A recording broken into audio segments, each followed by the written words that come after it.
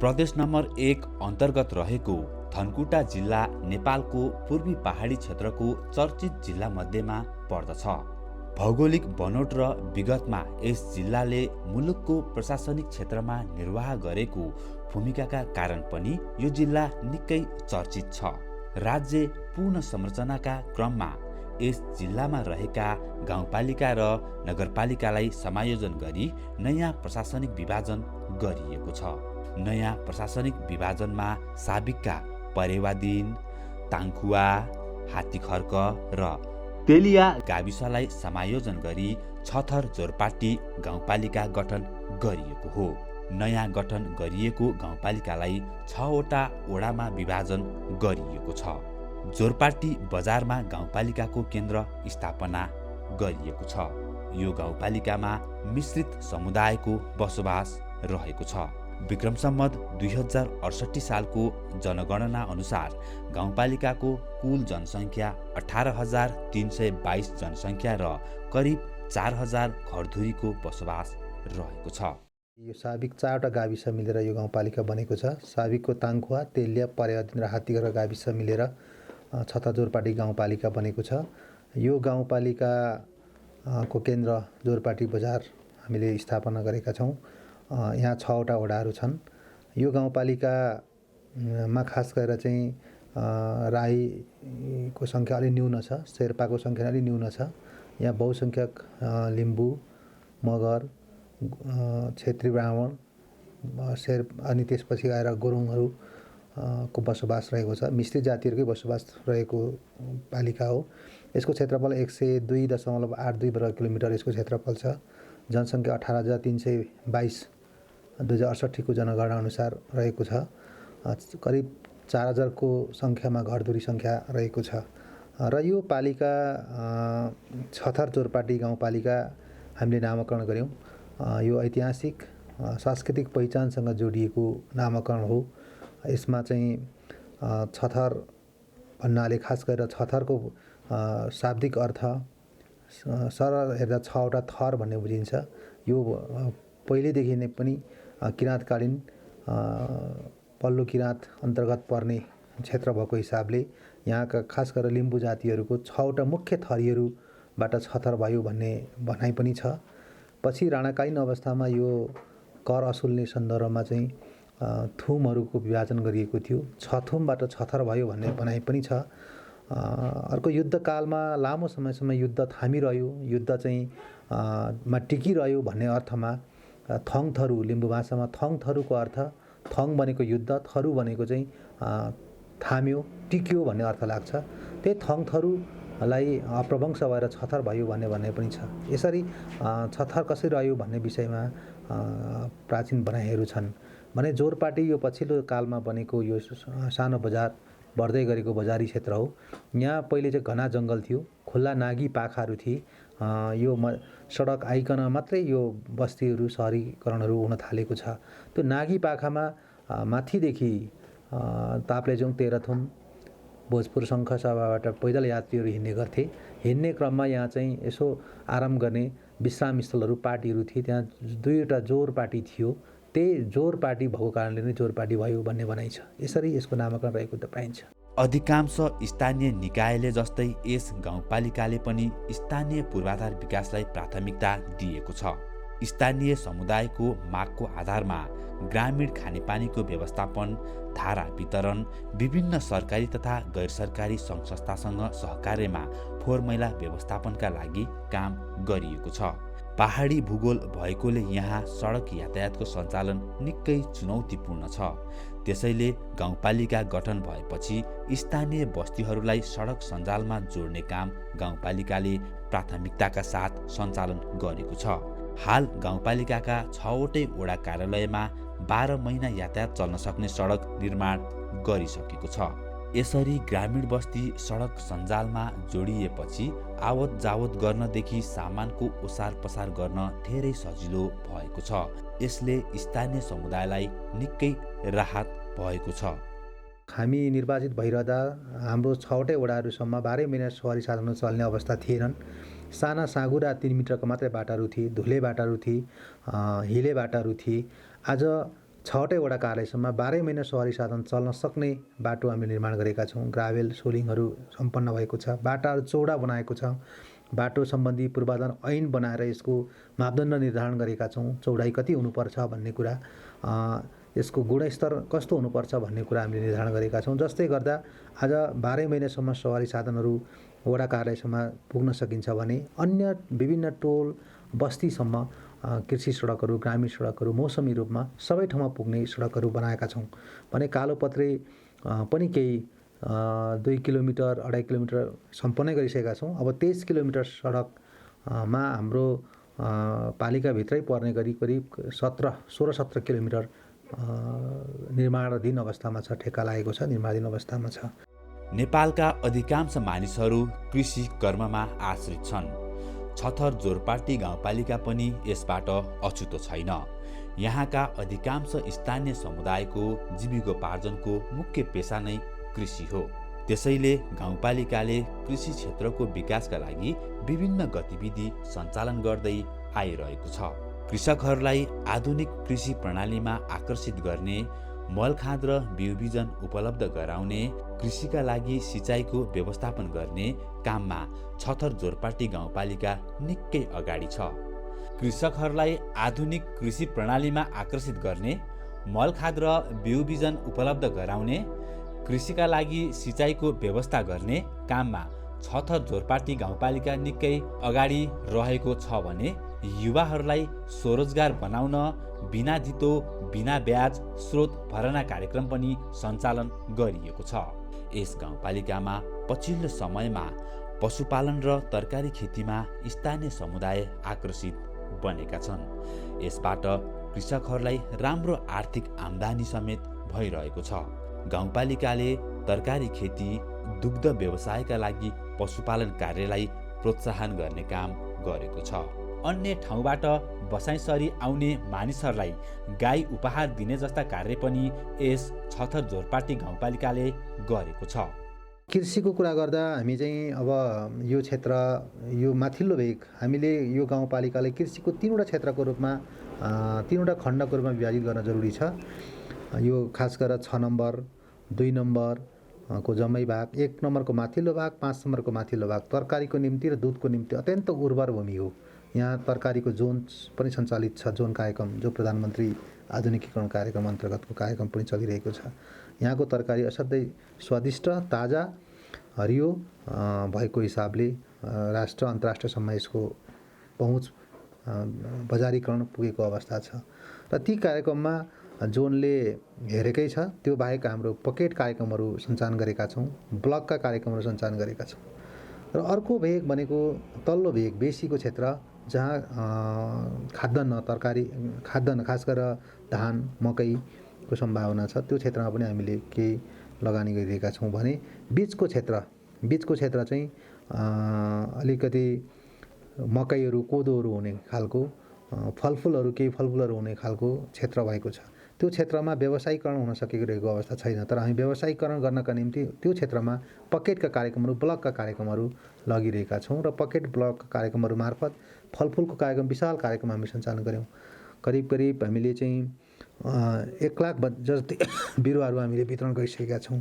त्यसमा पनि 2-4, 8-10वटा होइन, हामीले एउटा योजनाबद्ध रूपमा एउटा किसानले कति फलफुल रोप्ने त, कति बगैँचाको रूपमा, कति फर्मको रूपमा विकास गर्ने भन्ने योजनाबद्ध रूपमा हामीले बिरुवा रोप्ने, हुर्काउने र त्यसलाई संरक्षण गर्ने काममा एउटा मापदण्ड नै बनाएर त्यसको संरक्षण, बारबेर, त्यसको सिँचाइ, त्यसको व्यवस्थापन, मलखाद, यो सबैको व्यवस्थापन गरेर त्यो क्षेत्रमा हामीले लगानी गरेका छौँ। केही समयपछि त्यसको आउटपुट आउँछ भन्ने हाम्रो अपेक्षा छ। अनि माथिल्लो क्षेत्रमा त अब दुग्ध व्यवसायहरू सञ्चालन भएको छ। दुग्ध व्यवसायहरूले हामीले चाहिँ गोठ सुधार, दुधका विभिन्न कार्यक्रम मार्फत, पशुपालनको विभिन्न कार्यक्रम मार्फत, अनुदान कार्यक्रम मार्फत उहाँहरूलाई हामीले प्रोत्साहित गरिरहेका छौँ र उहाँहरू चाहिँ अहिले व्यावसायिक रूपमा अगाडि बढिसक्नु भएको छ। यहाँ चाहिँ दैनिक रूपमा 10-11 हजार दुध उत्पादन हुन्छ। त्यो दुध चाहिँ डिडिसी मार्फत, कामेदेनु मार्फत बजारमा पुगिरहेको छ। यी पनि स्थानीय केही चाहिँ दुग्धजन्य उद्योगहरू सञ्चालित छन्, ती उद्योगहरूले खपत गर्छ। यो हिसाबले तरकारी दुधमा राम्रो छ। अब फलफुल केही समय पछाडि त्यसको आउटपुट आउँदैछ र अरू खाद्यान्न बालीहरूमा पनि हामीले उत्तिकै ध्यान दिएर लगानी गरिरहेका छौँ। त्यसका लागि सँगसँगै सिँचाइको आवश्यक पर्छ।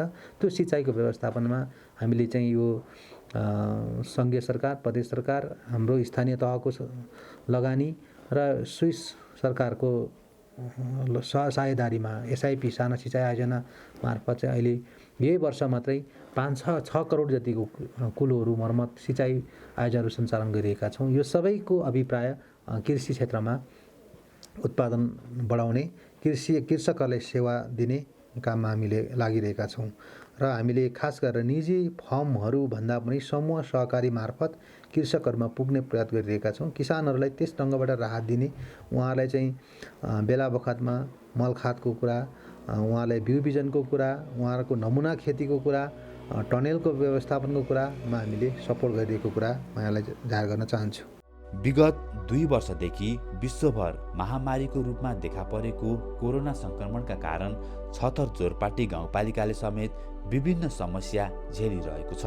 खास गरी कोरोना सङ्क्रमण नियन्त्रणका लागि गरिएको लकडाउनका कारण गाउँपालिकाको पूर्वाधार विकासमा अवरोध सिर्जना भयो। कोरोना सङ्क्रमणका कारण गाउँपालिकाका केही नागरिकहरूले ज्यान समेत गुमाए। यति हुँदाहुँदै पनि यो गाउँपालिकाले सङ्घ र प्रदेश सरकारको सहयोग र आफ्नो सीमित साधन स्रोतलाई उच्चतम प्रयोग गर्दै कोरोना नियन्त्रणका लागि महत्त्वपूर्ण भूमिका निर्वाह गर्यो। छतर जोरपाटी गाउँपालिकाभित्र पर्यटन तथा धार्मिक महत्त्वका स्थानहरू छन्। निशान मन्दिर, पाथिभरा मन्दिर, चमेरा गुफा लगायत यी ठाउँको प्रचार प्रसार गर्न र प्रबन्धन गर्न गाउँपालिकाले वार्षिक कार्यक्रम बनाएरै काम गर्ने गरेको छ। यी क्षेत्रको उचित विकास गर्न सके यसले आन्तरिक तथा बाह्य पर्यटकलाई आकर्षित गर्न सक्ने प्रशस्तै सम्भावना छ। यिनै सम्भावनालाई मध्यनजर गर्दै गाउँपालिकाले महत्त्वका साथ विविध कार्यक्रम बनाउँदै आइरहेको छ। हामीले केही नयाँ पर्यटकीय गन्तव्यहरू छ। एउटा चमेरे गुफा हामी निर्माण गरेका छौँ। अहिले त्यो निशान मौलो क्षेत्रमा हामीले एकदम पुरातत्व विभागसँग मिलेर पनि र संस्कृति पर्यटन मन्त्रालयसँग साझेदारीमा हामीले चाहिँ पुराना धरोहरहरू, पुराना मठ मन्दिरहरूलाई पुनः ताजगी गर्ने काम पनि हामीले गरेका छौँ। यहाँ नजिकै झरना छ, एउटा फाप्रे झरना भन्ने, त्यो फाप्रे झरनाको व्यवस्थापन गरेका छौँ। त्रिवेणी धाम अब यो महाभारतमा समेत उल्लेख गरिएको त्रिवेणी धाम चाहिँ हामीसँग छ। त्यो त्रिवेणी धामलाई व्यवस्थित गर्ने काम पनि हामीले गरेका छौँ। गाउँघरमा हुने सानातिना झैझगडा र देवानी प्रकृतिका मुद्दा मामिला अहिले गाउँपालिकामा रहेको न्यायिक समिति मार्फत मिलाउने गरिएको छ। यसले स्थानीय समुदायलाई सहज रूपमा न्यायको अवसर मिलेको छ भने गाउँघरमा शान्ति सुव्यवस्था कायम गराउन पनि सहयोग पुगेको छ। गाउँपालिकाको उपाध्यक्षको संयोजकत्वमा न्यायिक समिति गठन गरिएको छ। हाम्रो न्यायिक समिति चाहिँ हामी निर्वाचित भइकन 6-7 महिनापछि हामीले स्थापना गरेको थियौँ। त्यसकारणमा त्यतिखेरको पहिलो वर्षकोमा चाहिँ हाम्रो धेरै साँचसीमा र लेनदेन, घरासी, झैझगडाको नै निवेदनहरू परेको थियो र त्यस्तै अहिले पनि साँचसीमा लेनदेन केही विषयवस्तुहरू र घरासी महिला हिंसाहरू केही आएको छ। जम्मा अहिलेसम्ममा हाम्रो सुरुदेखि 133वटा मुद्दाहरू आएको छ। त्यसमा हाम्रो 2टा जति मुद्दाहरू मिलाउन बाँकी छ, नभए सबै हामीले मेलमिलापको माध्यमबाट चाहिँ मिलाएका छौँ। शैक्षिक विकासका हिसाबले मुलुकका पहाडी क्षेत्र निकै पछाडि रहेका छन्। यही कुरालाई मध्यनजर गर्दै यो गाउँपालिकाले शिक्षा क्षेत्रको विकासका लागि विद्यालयको भौतिक पूर्वाधार सुधार गर्ने कामलाई प्राथमिकता दिएको छ। यसका अलावा गुणस्तरीय शिक्षाका लागि आवश्यक पर्ने विभिन्न पूर्वाधार विकासमा लगानी गरिरहेको छ। प्रस्तावित विद्यालयमा शिक्षकहरूको व्यवस्था गर्ने काम पनि भइरहेको छ। अहिले यस छथर जोरपाटी गाउँपालिकामा शिक्षामा साक्षरता 90% दरले बढेको पाइएको छ। गाउँपालिकाभित्र हुने विकास निर्माणका गतिविधिलाई प्रभावकारी बनाउन समय समयमा त्यस्ता गतिविधिको अनुगमन गर्ने गरिएको छ, जसले गर्दा त्यस्ता गतिविधिमा हुने कमजोरीलाई न्यूनीकरण गर्न सहयोग पुगेको छ। गाउँपालिकाले स्थानीय महिलाहरूको आय आर्जनमा सघाउन र उनीहरूको क्षमता अभिवृद्धि गर्न महिला समूह गठन गर्ने र उनीहरूलाई विभिन्न किसिमका तालिम दिँदै आइरहेको छ। यसले स्थानीय महिलाको आर्थिक विकासमा साथै सशक्तिकरणका लागि सहयोग पुगेको छ। पालिका स्तरीय बजेटहरू प्राय सडक मर्मत सुधार, सडक चाहिँ ट्र्याकहरू जोड्नेमै हामीले अब अहिलेसम्म गर्दै आएका हौँ र अब त्यही नै पहिलो प्राथमिकताभित्र पनि पर्दो रहेछ। यस पटकको पनि अब बढी बजेट चाहिँ अब सडक निर्माणमै बढी चाहिँ विनियोजन भएको देखिन्छ। त्यसपछि हाम्रो सिँचाइमा गएको देखिन्छ। सिँचाइको लागि चाहिँ हाम्रो यो स्विस परियोजना अन्तर्गत हाम्रो चाहिँ त्रिपक्षीय सम्झौतामा प्रदेश सरकार, स्थानीय सरकार र स्थानीय सरकार सहितको एउटा चाहिँ अब साझेदारीमा चाहिँ सिँचाइको कार्यक्रमहरू चाहिँ सञ्चालनमा रहेको छ। मेन चाहिँ बढी बजेट विनियोजन चाहिँ हाम्रो सडक निर्माणमा नै रहेको देखिन्छ। छथर जोरपाटी गाउँपालिकाका सबै वडामा स्वास्थ्य चौकी रहेका छन्। गाउँमै 5 शैय्याको अस्पताल निर्माणको काम भइरहेको छ। स्थानीय स्वास्थ्य संस्थामा प्रयोगशाला, भिडियो एक्सरे लगायतका अत्यावश्यक सेवा समेत उपलब्ध छ। यसका अलावा 16वटा गाउँघर क्लिनिकमा नियमित खोपका र आधारभूत स्वास्थ्य सेवा उपलब्ध छ। गाउँपालिकाले ज्येष्ठ नागरिकहरूलाई घरमै गएर स्वास्थ्य जाँच गर्ने, आवश्यक औषधि उपलब्ध गराउने काम समेत गरिरहेको छ भने सुत्केरी पोषण कार्यक्रम सञ्चालन पनि गरिरहेको छ।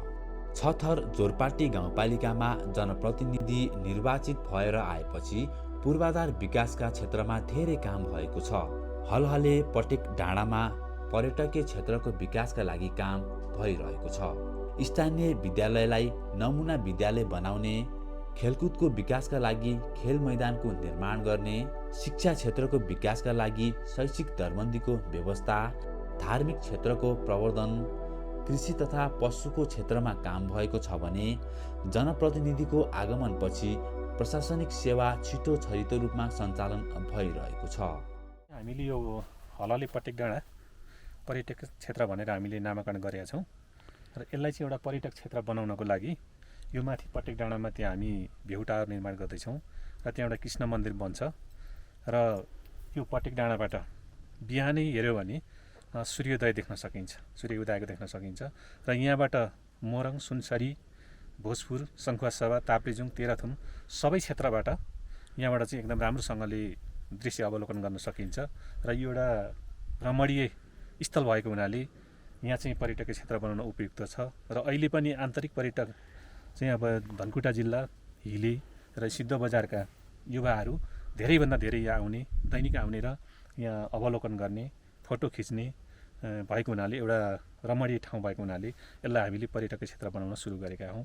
हाम्रो अब नेपालको परिपाटी, अब काम गर्ने परिपाटी तौर तरिका हेर्ने हो भने कस्तो हुँदो रहेछ भने कार्यालय प्रमुख फेरियो कि त्यो कार्यालयको अड्डाको काम गर्ने शैली फेरिने, जो हाकिम आयो, जो कार्यालय प्रमुख आयो, जो निर्वाचित भएर आयो चाहिँ अब त्यही अनुसार चाहिँ चल्ने पार्टी परिपाटी चलिआएको छ। तर अब मैले चाहिँ यसलाई चाहिँ ब्रेक गर्नुपर्छ, यसलाई चाहिँ नि रोक्नुपर्छ भन्ने मान्यताका साथ अघि बढेको छु हैन। अफिस भनेको सिस्टमले चल्ने हो हैन, सिस्टमलाई फलोअप गर्नुपर्छ र म जहाँ गए पनि म जहाँ पुगे पनि चाहिँ मैले मेरो खालको अड्डा बनाउने हो कि यहाँ सिस्टम, नियम कानुन, रुल रेगुलेसन जे छ त्यो अनुसार चल्नुपर्छ र चलाउनुपर्छ भन्ने मान्यताका साथ अगाडि बढेको छु। भौगोलिक रूपमा विकट र पूर्वाधार विकासका हिसाबले निकै पछाडि रहेको छथर जोरपाटी गाउँपालिकाले अनुभवी र विकासप्रेमी जनप्रतिनिधिको साथ पाएको छ, जसले गर्दा यो गाउँपालिकाले 4 वर्षको अवधिमा स्थानीय समुदायको माग र आवश्यकता अनुसारका पूर्वाधार विकासका गतिविधि सञ्चालन गर्न सकेको छ। सीमित स्रोत साधनलाई उच्चतम प्रयोग गर्दै लगनशील कर्मचारीहरूबाट काम सञ्चालन गर्दै आइरहेकोले यो गाउँपालिका आफ्नो नागरिकको आर्थिक र सामाजिक विकासका लागि कटिबद्ध छ। छोटो अवधिमा गाउँपालिकामा देखिएको यो परिवर्तनले सिङ्गो गाउँपालिका विकास र समृद्धिको बाटोमा अग्रसर बनेको छ भन्दा सायद फरक पर्दैन।